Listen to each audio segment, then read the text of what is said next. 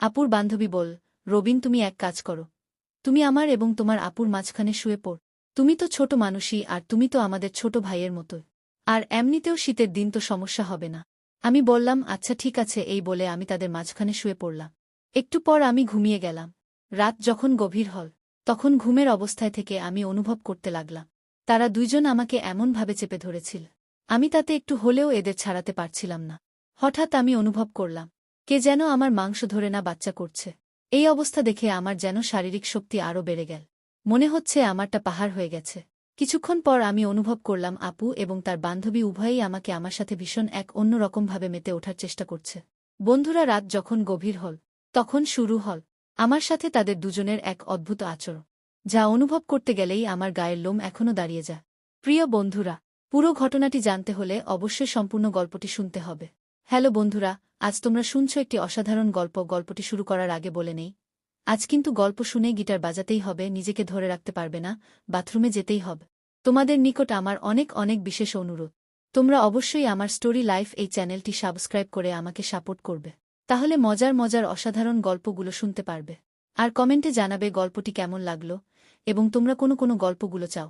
তোমরা যে সব গল্প কমেন্টে চাইবে আমরা তোমাদেরকে সেই গল্প শোনাব। চলো গল্পটি শুরু করি। আমি রবিন। আমার গ্রামের বাড়ি বরিশাল জেলা। আমার এক ভাই এক বোন। আমার বড় বোনের নাম স্বপ্না আক্তার শিরিন। আমার বাবা ছোটখাটো ব্যবসা করে মা বাবা ভাই বোনকে নিয়ে চলছিল আমার পরিবার। আমার আপু মেডিকেলের ছাত্রী। সে ময়মনসিংহ মেডিকেল কলেজে পড়ে এবং সেখানে একটি ছাত্রী হোস্টেলে থাকে। একদিন আমি বিশেষ এক দরকারে তার এখানে গিয়েছিলাম, কিন্তু সেখান থেকে ফিরতে ফিরতে রাত হয়ে গিয়েছিল। আমার আপু থাকে ছাত্রী হোস্টেলে, সেখানে তো আর পুরুষ মানুষকে থাকতে দেবে না। তাই আপু কৌশল করে আমাকে আপু এবং তার বান্ধবী তাদের রুমে লুকিয়ে রাখে। রাতের বেলা আমাকে তারা বের করে। তারপর আমরা তিনজন অনেকক্ষণ গল্প করলাম, কিন্তু হোস্টেলে তো যে সিটের অবস্থা খুব খারাপ আপনারা জানেন। এখন থাকা নিয়ে দুজন মিলে আপু আর তার বান্ধবী এক শীতে থাকে। তাহলে আমি থাকব কোথায়? আমি কোথায় ঘুমাব? তারপর আপু আর তার বান্ধবী বল, জীবন তুমি এক কাজ কর, তুমি আমার এবং তোমার আপুর মাঝখানে শুয়ে পড়। তুমি তো ছোট মানুষই আর তুমি তো আমাদের ছোট ভাইয়ের মতোই। আর এমনিতেও শীতের দিন তো সমস্যা হবে না। আমি বললাম আচ্ছা ঠিক আছে। এই বলে আমি তাদের মাঝখানে শুয়ে পড়লাম। শুয়ে পড়ার পর বন্ধুরা রাত যখন গভীর হল তখন শুরু হল আমার সাথে তাদের দুজনের এক অদ্ভুত আচরণ, যা অনুভব করতে গেলেই আমার গায়ের লোম এখনও দাঁড়িয়ে যায়। প্রিয় বন্ধুরা, পুরো ঘটনাটি জানতে হলে অবশ্যই সম্পূর্ণ গল্পটি শুনতে হবে। বন্ধুরা, গল্পের মাঝখানে তোমাদের প্রতি আমার বিশেষ অনুরোধ, আমার গল্প যদি তোমাদের ভালো লাগে তাহলে দয়া করে আমার চ্যানেলটি সাবস্ক্রাইব করে আমাকে সাপোর্ট করবে। বন্ধুরা, কলেজ থেকে বাসায় এসে ঢুকতেই মা হাতের ইশারায় বোঝাল যেন কোনো শব্দ না করেই আমি চুপি চুপি মার কাছে গিয়ে আস্তে করে বললাম, কি হয়েছে মা? বাবা কি রেগেছে? মা বল না, তোরা পর হোস্টেলে কি যেন ঝামেলা হয়েছে, তাই বাসায় চলে এসেছে। বাসায় আসার পর থেকে নাকি খুব মাথা ব্যথা করছে, এখন ঘুমিয়ে আছে। তুই আর কোনো ডিস্টার্বও করিস না। আমার কথা শুনে শুধু মুচকি হাসলাম। তারপর কিছু না বলে আমার রুমে চলে এলাম। পা থেকে মোজাগুলো খুললাম। শেষবার কবে মোজা ধুয়েছি আমার নিজের মনে নেই। নিজের মোজার গন্ধে নিজেই থাকতে পারছি না। মোজাগুলো নিয়ে চুপি চুপি আপুর রুমে গেলাম। দেখি আপু হা করে ঘুমাচ্ছে সুন্দর করে। আমার মোজাগুলো আপুর মুখের কাছে রেখে বাহির থেকে আপুর রুম লক করে এসে পড়লাম। কতক্ষণ পর আপুর রুম থেকে দুম দুম শব্দ হতে শুরু হল। মা তাড়াতাড়ি দরজা খুলতেই আপু চিৎকার করে বলতে লাগল, তোমাকে বলেছিলাম না তোমার এই কুত্তা ছেলে যেন আমার রুমে না আসে, তারপরও এই কুত্তা এসে আমার মুখে নোংরা মোজাগুলো রেখে গেছে। মোজার গন্ধে আমার দম আটকে গিয়েছিল। আমি তখন বললাম, মোজার গন্ধ করবে কেন? মাত্র ৩০ দিন আগেই তো মজা ধরেছি। এই কথাটা বলে আমি কোনো রকম আপুর চোখের সামনে থেকে চলে গেলাম। তা না হলে আমার পিঠে কয়েকটা ধুমধাম পড়ে যেত। বিকালে যখন বাসার বাইরে যা তখন আপু ডেকে বলল, এই জীবন আমার ফোনে টাকা লোড করে দিস তো। আমি আপুর থেকে টাকাটা নিলাম। সন্ধ্যায় যখন বাসায় ফিরি তখন আপু বলল, কি রে, তোকে কখন বললাম টাকা লোড দিতে, এখনও তুলে দিসনি? আমি অবাক হয়ে বললাম, তুই না নিজের মুখে বলি এই যে ১০০ টাকা তোর হাত খরচের জন্য দিলাম, আমি তো খরচ করে ফেলেছি।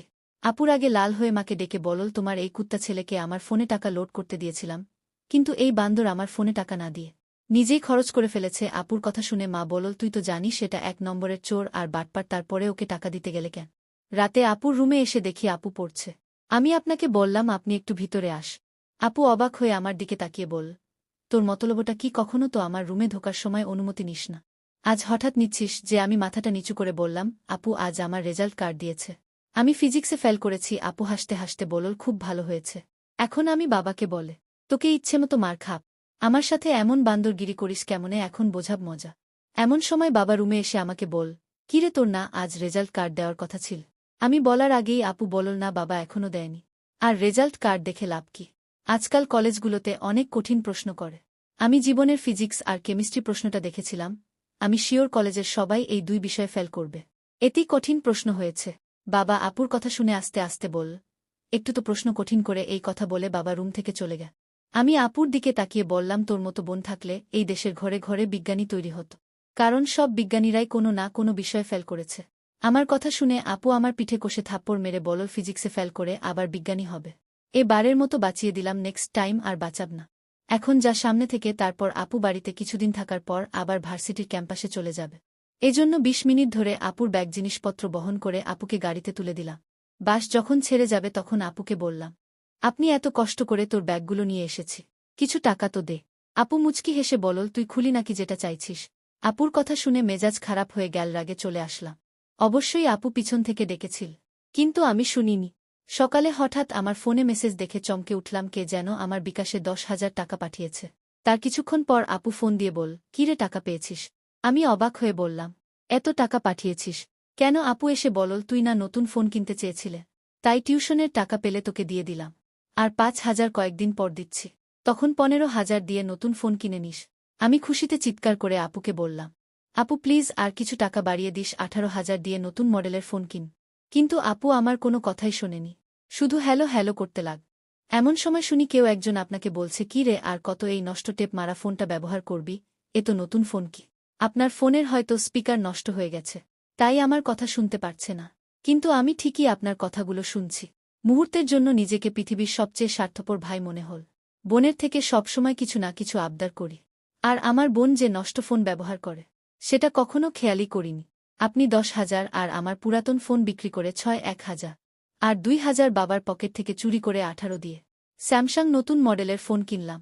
ফোন কিনে ভাবলাম আপুকে একটি সারপ্রাইজ দেবে, তাই আমি চলে গেলাম ময়মনসিংহে আপু যেখানে থাকে সেখানে আপুর হোস্টেলের গেটের সামনে গিয়ে অনেকগুলো কল দিলাম, কিন্তু আপু আমার ফোন কোনোভাবে রিসিভ করছে না। মনে মনে অনেক চিন্তায় পড়ে গেলাম, তাহলে কি হল? আপু কেনই বা আমার ফোন ধরছে না? এদিকে সন্ধ্যা প্রায় হয়ে যাচ্ছে, বাড়ি আসব কখন, তাই নিয়ে চিন্তা করছি। তারপরও আপু ফোন ধরছে না। আমি নতুন মোবাইল নিয়ে আপুর জন্য অপেক্ষা করতে লাগলাম।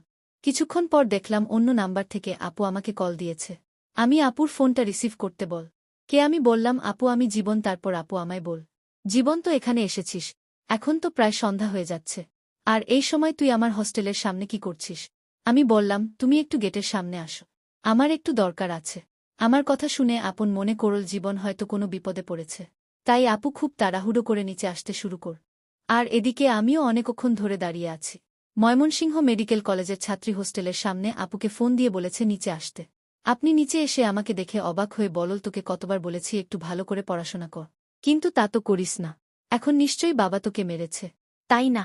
আমি কিছু না বলে আপুর দিকে ফোনটা বাড়িয়ে দিলাম। আপু ফোনটা দেখে অবাক হয়ে বলল, তুই নতুন ফোন কিনেছিস, কিন্তু বাকি টাকা কোথা থেকে পেলি?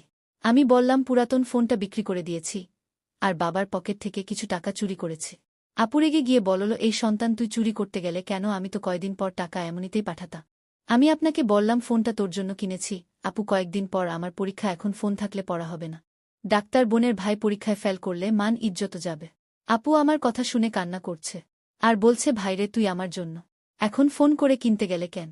আমার তো এখন ফোনের প্রয়োজন নেই। আপুর কথা শুনে আমি জবাব দিলাম, আপু আমি যখন গতকালকে তোমার সঙ্গে ফোনে কথা বলছিলাম তখন তোমার পাশ থেকে হয়তো কেউ একজন বলেছিল যে এই তুই ভাঙা মোবাইল আর কতদিন চালাবে, তবে ফোন দিলে কথাও বোঝা যায় না, কিপটামি ছেড়ে এ ভালো মোবাইল কি? আমি বললাম, আপু তুমি এত মহান, তোমার ভালো ফোন নেই, তোমার কথা বলতে অসুবিধা হচ্ছে সেখানে তুমি আমাকে ফোন কেনার জন্য তোমার নিজের টিউশনের সম্পূর্ণ টাকা আমাকে দিয়ে দিলে। সত্যি আপু আমি খুব স্বার্থপর, আমার মতো স্বার্থপর ভাই এই পৃথিবীতে আর নেই।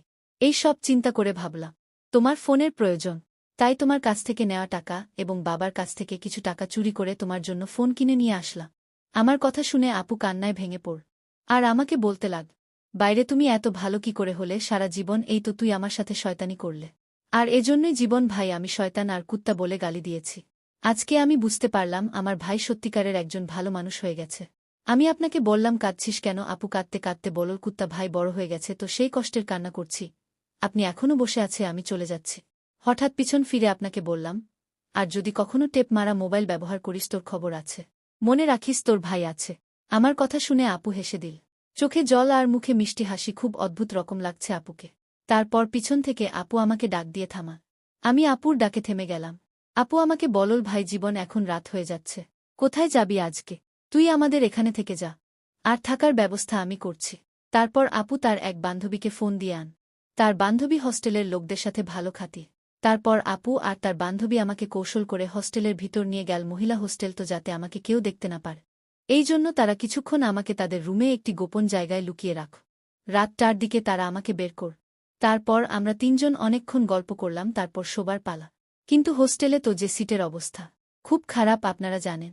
এখন থাকা নিয়ে প্রশ্ন। দুজন মিলে আপু আর তার বান্ধবী এক সেটে থাকে। তাহলে আমি থাকব কোথায়? আমি কোথায় ঘুমাব?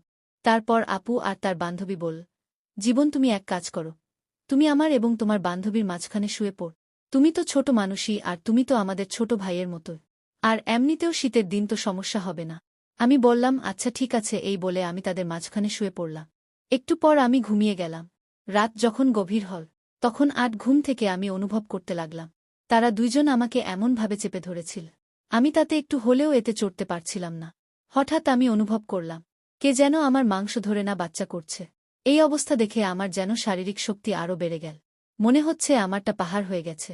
কিছুক্ষণ পর আমি অনুভব করলাম আপু এবং তার বান্ধবী উভয়েই আমাকে আমার সাথে ভীষণ এক অন্যরকমভাবে মেতে ওঠার চেষ্টা করছে। তারা দুজনেই আমাকে পেয়ে মনে হলো বাঘ যেভাবে হরিণ শিকার করে, ঠিক সেভাবে আমাকেও তারা শিকার করে ফেল। তারপর বন্ধুরা, আমি আর আমাকে ধরে রাখতে পারলাম না। আমারটা দিয়ে আমি তাদের সাথে ভরাডুবি খেলতে শুরু করলাম। প্রথমে আমি আমার আপুর বান্ধবীকে ধরে আমারটা দিয়ে মারতেই হঠাৎ সে কেঁদে উঠ। আমি আপুর বান্ধবীর সাথে কিছুক্ষণ কাজ করার পর সে যেন হাঁপিয়ে গেল। তারপর আমি লক্ষ্য করে দেখলাম আমার আপু কাজ করার জন্য পাগল হয়ে আছে। কি বলো বন্ধুরা, লজ্জাশর্মের মাথা খেয়ে সেদিন অস্বাভাবিক অবস্থা। আমার আপুর এবং তার বান্ধবীর সাথে এরকম অস্বাভাবিক কাজ করতে বাধ্য হয়েছিলাম। সেদিনের কাজের জন্য বন্ধুরা, সত্যি পরবর্তীতে আমি অনুতপ্ত হয়েছিলাম। কারণ আপু এবং তার বান্ধবীর সাথে আমার যে ঘটনাটি হয়েছিল, সম্পূর্ণ ঘটনাটি হয়েছিল অস্বাভাবিকভাবে। প্রথমত আমার সে রকম কোনো ইচ্ছা ছিল না। পরবর্তীতে হয়তো বিশেষ কোনো চাহিদার ফলে আমাদের মধ্যে এরকম ধরনের ভুল হয়ে গিয়েছিল। আপু এবং তার বান্ধবীর কাছ থেকে আমি ক্ষমা চেয়ে নিয়েছিলাম। পরিশেষে আমি তোমাদেরকে বলব বন্ধুরা, তোমাদের জীবনেও হয়তো এরকম ধরনের ঘটনা ঘটতে পারে। তাই এরকম ধরনের ঘটনা ঘটার পূর্বেই তোমরা সাবধান হয়ে যাবে। হয়তোবা আমার মতো তোমরাও এরকম ধরনের ভুল করে তারপর অনুশোচনায় ভুগতে হবে। বন্ধুরা, আজকেই পর্যন্ত। এই ভিডিওটি ভালো লাগলে একটি লাইক দিন। আর তোমরা যদি এরকম ধরনের নতুন নতুন ইন্টারেস্টিং ভিডিও পেতে চাও, তাহলে দয়া করে আমার চ্যানেলটি সাবস্ক্রাইব কর। ভিডিওটি দেখার জন্য তোমাদের সকলকে অসংখ্য ধন্যবাদ।